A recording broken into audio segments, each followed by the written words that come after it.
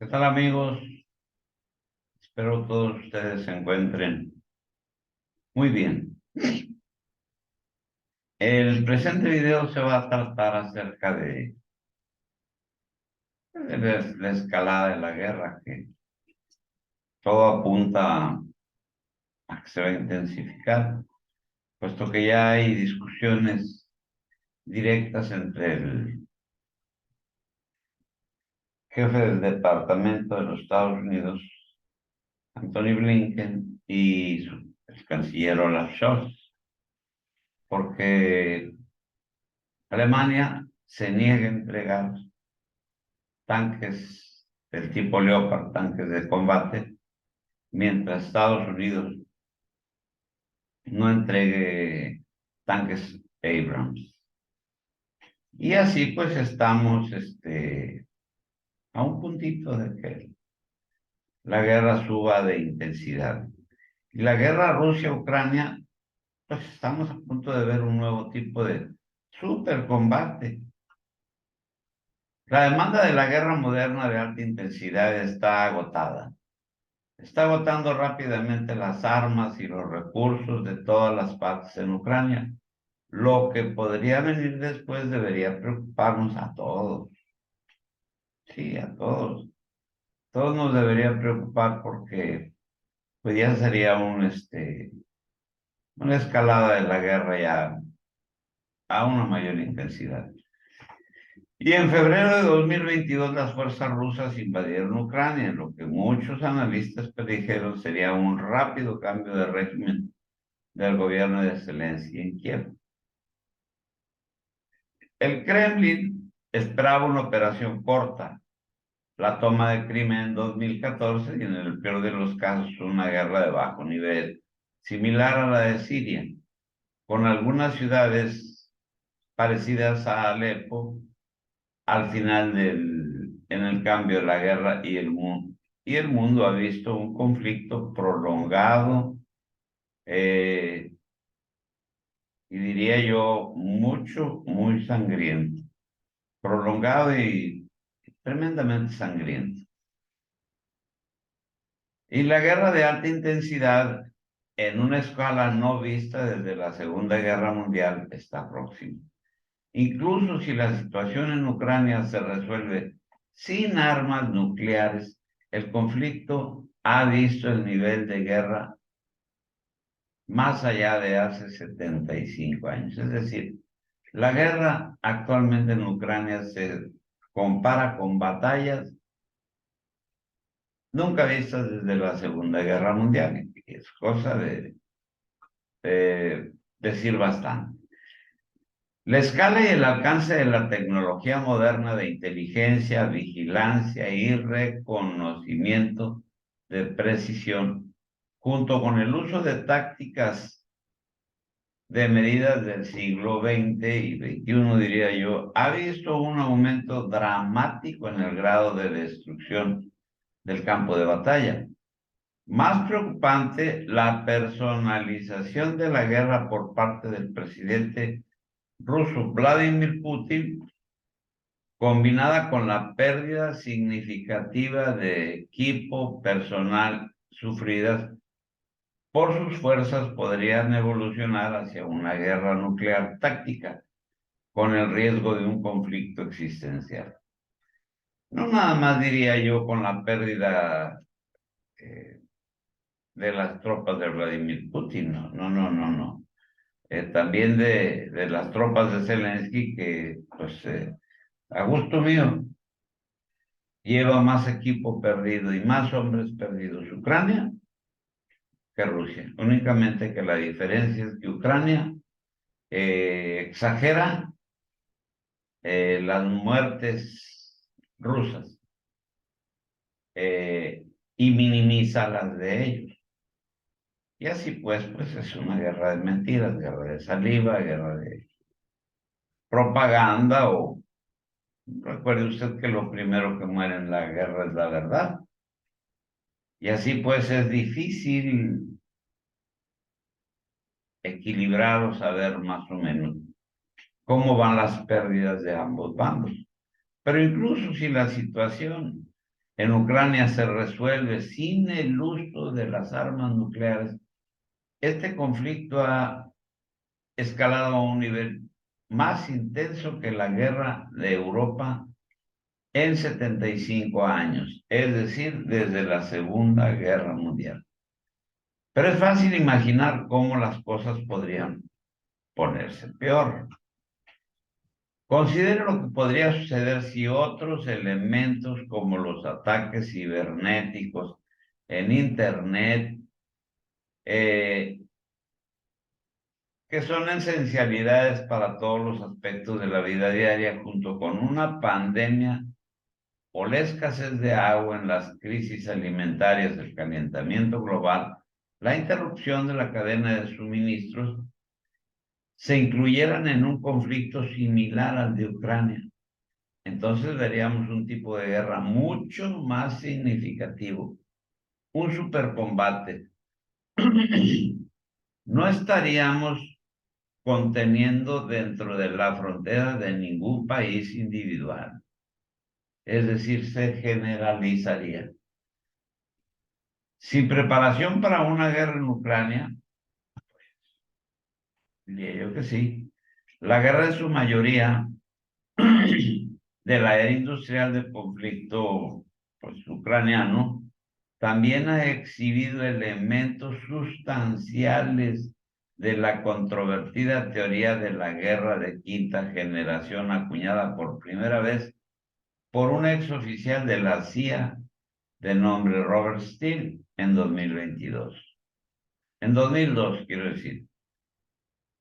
Conducida principalmente a través de acciones militares no cinéticas, el conflicto de quinta generación utiliza todas las técnicas de la generación anterior, especialmente la guerra híbrida, con las adiciones de medidas, desinformaciones y tecnología. Y yo agregaría, además de eso, como guerra híbrida, la guerra comercial y la guerra mediática. Cualquiera que sea la opinión de uno sobre la guerra de quinta generación, el presidente ucraniano Volodymyr Zelensky entiende muy bien la importancia de la guerra de percepción e información. Pues él fue comunicólogo, cómico, locutor, como se le quiera llamar. Por tanto, entiende muy bien la cuestión de la comunicación. A diferencia del presidente de Afganistán, Ashraf Ghani, quien dejó caer la pelota sobre la construcción narrativa mucho antes de que las redes sociales existieran. Los astutos talibanes marcharon hacia Kabul. Pero hay mucha diferencia entre esa guerra y la guerra actual. En la guerra actual ya intervienen mucho las redes sociales, el Internet, todo eso, la ciberinformación. El presidente ucraniano se lanzó a la ofensiva de la información desde el principio, con un uso insuperable de la persuasión, la coerción y a menudo la humillación del teatro. El mundo no estaba preparado para una guerra a gran escala en el continente europeo desde el final de la Segunda Guerra Mundial. La mayoría de los conflictos han sido de baja intensidad, mantenidos eh, y dando aplicaciones de la paz o de la intensidad de los medios de comunicación. Es decir, hablemos de las guerras de Libia, de Irak y de Vietnam, en donde se pudieron manejar muy bien los medios y nunca escaló a un terrible escándalo. La lucha contra el terrorismo, llamémosle Ucrania, es el primer ejemplo de una guerra de alta intensidad en la que todos los activos de Rusia, Ucrania y la OTAN están comprometidos en el campo de batalla donde se pensaba que tales guerras eran cosas del pasado. Pues no. Hay pocas dudas sobre la intensidad de la guerra Todas las partes están quedándose sin armas de precisión, drones e incluso capacidad de la aeroindustrial como proyectiles de artillería pesados guiados miles de millones de dólares, euros y rublos en equipos han sido introducidos en las fauces de la guerra y en un terrible consumismo a un ritmo asombroso. Jamás se había disparado tanta artillería en tan poco tiempo. Y vaya que la Segunda Guerra Mundial duró 5 años y esta no lleva ni el año y ya han consumido más artillería que en la Segunda Guerra Mundial. Y son consumos asombrosos. Los ejércitos más grandes del mundo, Rusia, Estados Unidos y la coalición combinada de la OTAN, están gastando no solo las reservas fácilmente disponibles, sino también profundizando en las reservas de emergencia. De ahí la reticencia de entregar tanques de batalla Abrams por parte de Estados Unidos y tanques de batalla Leopard por parte del canciller Olaf Scholz, es decir, de Alemania. ¿Por qué? Porque ya están sacando de los inventarios de defensa y eso ya no es sano. Son sus reservas de emergencia. Uno solo puede preguntarse por la opinión de los comandantes regionales estadounidenses responsables de la defensa del Pacífico o del Medio Oriente. ¿Serán requisadas las reservas necesarias para cumplir sus misiones? ¿Estarán en riesgo sus planes en el Medio Oriente? ¿Será requisito que las reservas necesarias para cumplir sus misiones estarán en riesgo? Sus misiones principales para apoyar los requisitos por Ucrania. Y lo que es más importante, el agotamiento de sus reservas mostrará debilidad en la capacidad creada a incentivos para que los países aprovechen la situación como un ataque a Taiwán por parte de China. Es decir, se están descobijando, se están quedando sin, no nada más Rusia, que le atribuyen que ya no tiene drones, que ya no tiene artillería, es decir, misiles de precisión, pero pues caray que Rusia lo está manejando de una manera muy inteligente, puesto que está proveyendo con armamento proveniente de Irán y con armamento proveniente, por lo menos, salvas de artillería provenientes de Corea del Norte. No así la OTAN y los Estados Unidos, que no llevan ningún tipo de relación con Irán ni con Corea del Norte. Y Corea del Norte tiene una base industrial enorme para producir,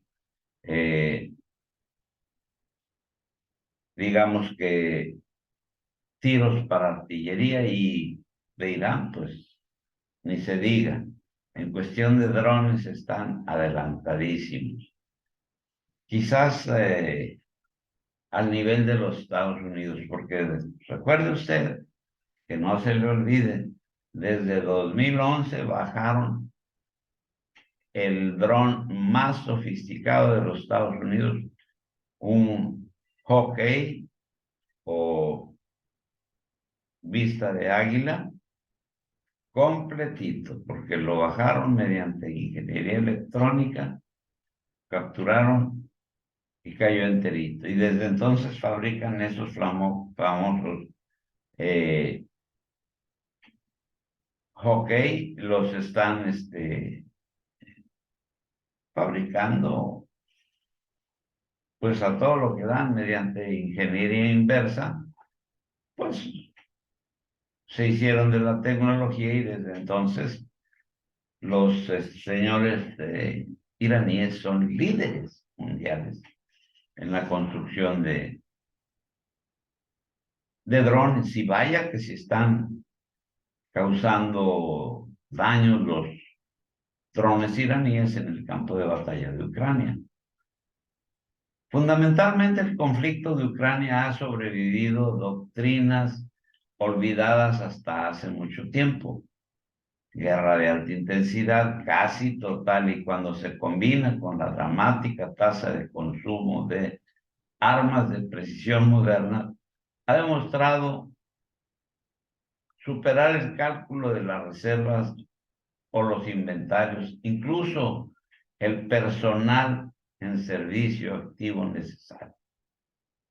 Hablemos del molino de carne en lo que se ha convertido Soledar, Bakhmut, Artyomov, todas esas poblaciones en donde ofensiva tras contraofensiva, las tropas rusas, es decir, ucranianas, se han estrellado con un muro de fuego que ha dejado miles de muertos.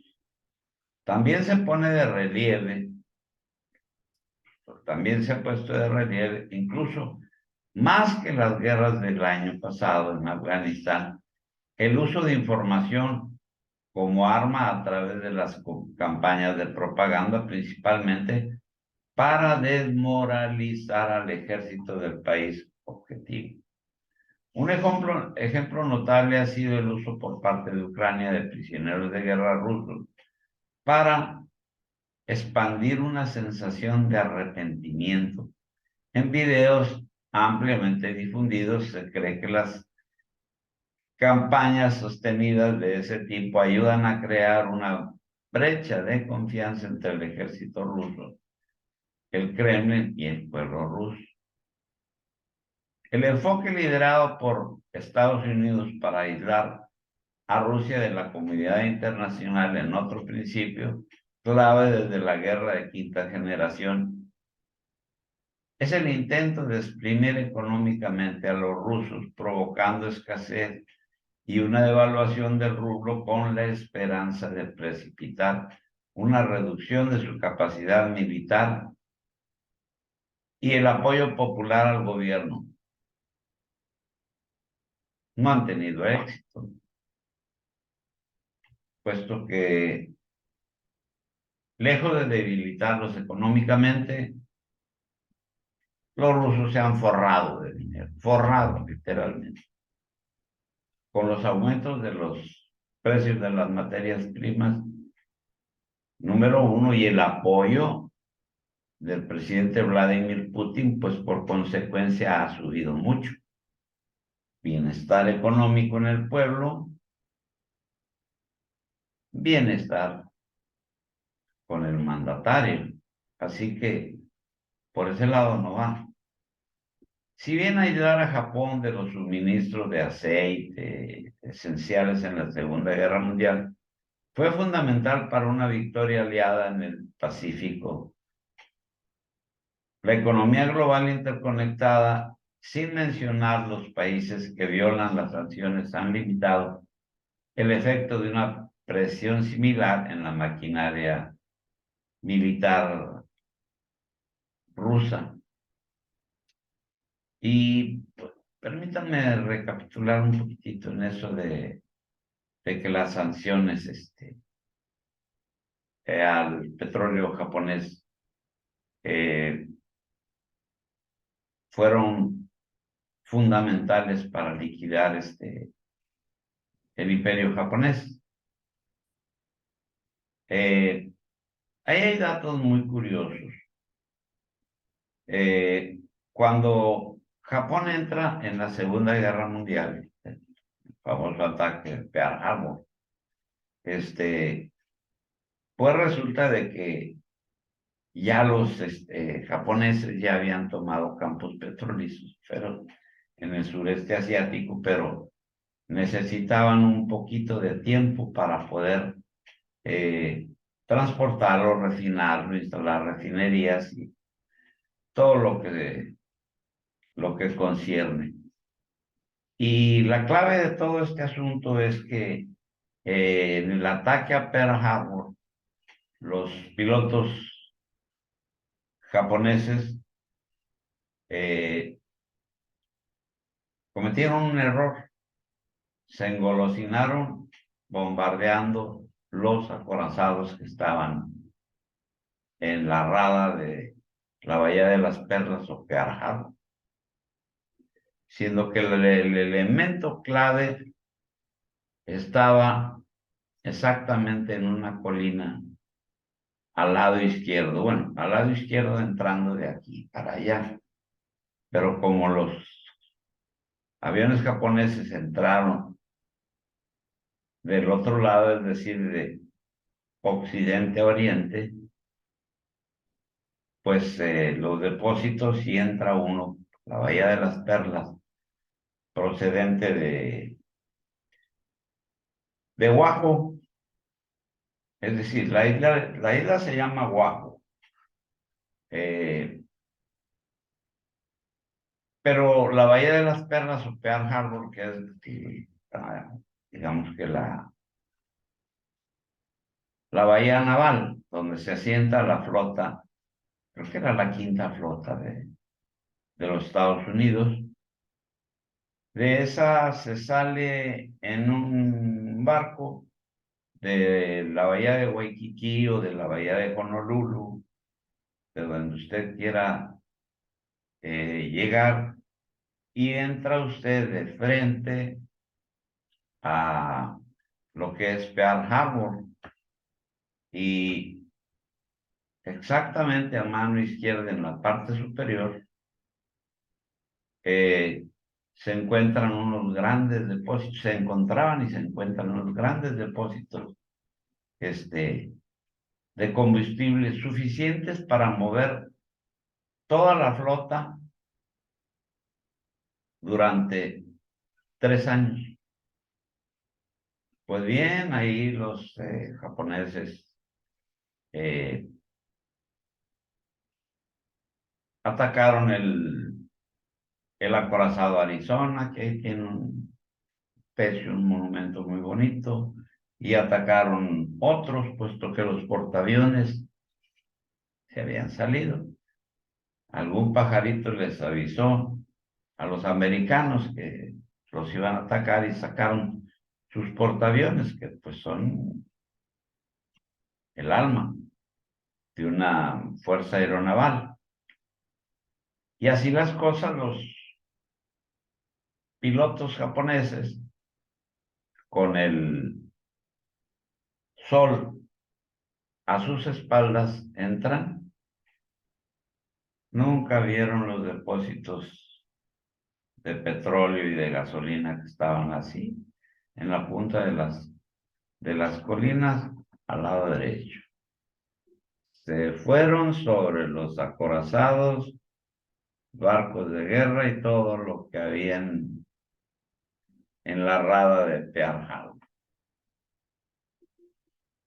Y pues se dedicaron a hundir barquitos, siendo que muchos de esos barcos los reflotaron, pero no acabaron con el gran depósito de combustible que había, que hubiera paralizado a las fuerzas americanas por lo menos por 2 años, dándole tiempo a Japón a poder poner a punto toda su industria petrolífera.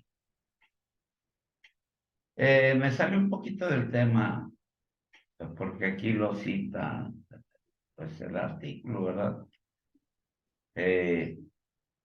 Porque tuve la oportunidad de andar por allá en Hawái, ya por el año 73, 74, que todavía tenía más relevancia el ataque que había sufrido los Estados Unidos. Y tuve oportunidad de conocer esos depósitos, de ver inclusive planos de por donde habían atacado eh, los portaaviones este, japoneses del mariscal o almirante Yamamoto. Los comandados por tierra y por mar. Y toda la tropa de a pie, blindados, esos eran comandados por el general Tojo. Pero bien, mis amigos, ya me salió un poquito del tema. Luego les hago un video de eso, que es muy interesante. Por ejemplo, Rusia acusó al batallón Azov ucraniano de extrema derecha de bombardear el teatro de Mariupol en marzo. Otros grupos paramilitares que abarrotan los campos de batalla en Ucrania son el sector derecho o Pravi Sector y el batallón Aidar. Tropas, por cierto, nazis. Las Fuerzas Armadas de la República Popular de Donetsk, las Fuerzas Armadas de la República Popular de Lugansk y el grupo Wagner, por no hablar de los voluntarios extranjeros limitados o imitando a sus bisabuelos que fueron de España a luchar contra ellos, los comunistas contra los fascistas, cuando la guerra civil española, que fueron muchos españoles, y fue una división, la división azul, a combatir precisamente al frente, ni más ni menos que de Leningrado, mostrando una tremenda valentía a los soldados españoles. Si bien a lo largo de la historia ha pasado algún tiempo desde que tuvieron un impacto tan grande en las guerras a gran escala, efecto de derrame. Sin embargo, incluso con los niveles de combate vistos en las guerras de alta intensidad en Ucrania, factores del mundo moderno ausentes del campo de batalla y elementos adicionales como pandemias, crisis alimentarias, calentamiento global y la interconectividad del mundo podrían exacerbar la guerra de una manera nunca antes vista. Esta preocupación por un efecto indirecto es, en otras palabras, las disputas pueden repetirse con la diferencia, con los diferentes sectores del conflicto en el marco de la asimetría o la irregularidad, usualmente llamada híbrida, la composición integrada de tipos completamente del conflicto pueden estallar y extenderse. Ojo. Por ejemplo, la competencia y la confrontación a través de medios militares se ven intensificados. Las hostilidades digitales, económicas, financieras o incluso culturales. En este caso se puede considerar una guerra más allá de la intensidad localizada del combate en Ucrania. Un supercombate en el que la guerra se extiende más allá de las fronteras de un solo país e incluyen múltiples factores que no han sido vistos en nuestra vida. Desafortunadamente, esto no es meramente un ejercicio teórico. El mundo de hoy apunta, entre otras cosas, a más conflictos. Y es posible en esos conflictos la configuración de Irán, Azerbaiyán, Grecia, Turquía, con un último riesgo de precipitación a una grieta en la resiliencia de la OTAN. La incompatibilidad en Asia, Taiwán, la península de Corea, las disputadas Islas Kuriles entre Rusia y Japón, India y Pakistán, etcétera, pueden generar un conflicto, pues, aparentemente no relacionado, con los problemas interestatales e intraestatales en cuestiones como África, que podría ser ubicada geográficamente para una confrontación indirecta entre las potencias dominantes, por ejemplo, Francia y China, que les recuerdo que ya China tiene una base militar en África y que China ya les está peleando abiertamente la influencia sobre el continente africano. Oriente Medio, aparte de la oportunidad de los oportunistas estados rentistas del Golfo, es como una bomba a punto de estallar, con sus regímenes inestables y disputas étnicas. Los conflictos regionales e intracomunitarios fracturados podrían provocar una combinación de viejas y nuevas hostilidades. La elección ucraniana a mediados de 2022 llega, pues, a su fin en los campos de batalla de Ucrania y hay pocas esperanzas de una victoria rápida por parte de cualquiera de las dos partes. Los analistas militares y los expertos han equivocado constantemente sus predicciones de una victoria rápida de Rusia, más aún predicciones de amplia ofensiva que expulsaría a Rusia de Ucrania o una derrota estratégica de las Fuerzas Armadas rusas han estado totalmente fuera de lugar.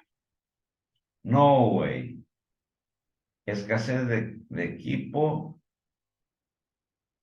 pero la lección de Ucrania para la guerra moderna son manifiestas. La escasez de personal, la escasez de equipo, los largos plazos de entrega, los costos tremendamente elevados de armas de alta precisión, confundiendo a los planificadores de la guerra y a los comandantes operativos que han calculado mal, por ejemplo, la necesidad de la guerra moderna de alta intensidad. Nadie calculó que el conflicto se iba a ir a tanto. Los planificadores de la guerra, los comandantes operativos, pues no calcularon. Es claro que ya ha comenzado un periodo de militarización indicado por altos niveles de gasto, realineamiento en alianzas o ahorro de recursos para un probable conflicto. Además, los métodos preferidos se expandirán a través de la explotación de nuevas oportunidades y riesgos emergentes de la vida postmoderna. Más importante aún, la ausencia de la literatura seria de estrategas y planificadores de más largo alcance parece pasar por alto un punto crítico. Si bien la guerra de Ucrania ha sorprendido al mundo con su intensidad y su costo, podría ser mucho peor.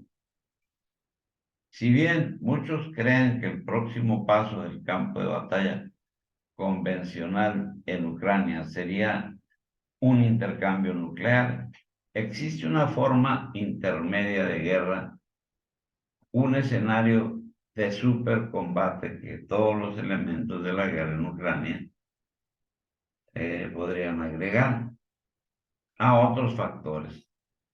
Ataques cibernéticos sobre infraestructura civil, los sistemas financieros,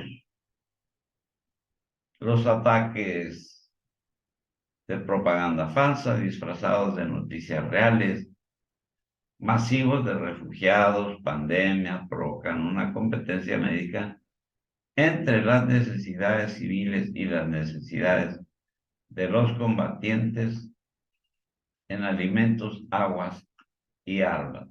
Otros factores pueden, además del tipo de matanza visto en Ucrania, introducir nuevos niveles de guerra convencional, un tipo de supercombate que puede ser mucho más devastador que cualquier otra cosa vista hasta ahora en la guerra. Desde luego que pues ya se está viendo algo de eso, porque nada menos el día de hoy parte Anthony Blinken a Alemania a, digamos que a torcerle la manita a Olaf Scholz para que entregue los tanques Leopard.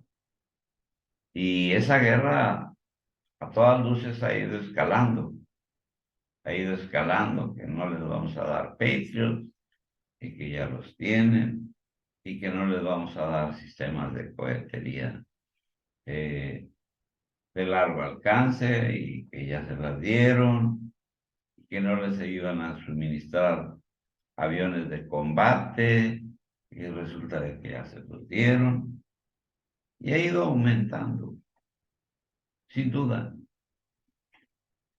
pese a que no lo digan. Y pues así las cosas, esta guerra lleva un camino directo al choque. Y bien amigos, es todo por el video del día de hoy. Espero les haya gustado, espero no les haya aburrido, porque a veces me extiendo un poquito tratando pues de dar la información a fondo, como dice el título de mi canal, Geopolítica a fondo. Porque si me voy a poner a subir videitos de TikTok, pues no se alcanza a explicar eh, realmente cómo está la situación y créanmelo, aun haciéndolos así de largos, queda mucha tela de donde cortar, porque la geopolítica es un mundo fascinante. Amigos, muchas gracias. Les pido por favor un like o un dislike y comentarios de todo tipo. Si me quiere decir lo que quieran, yo aguanto. Y si se quiere usted suscribir al canal, pues adelante. Bienvenido. Y pues amigos, es todo por este video y nos vemos en el próximo.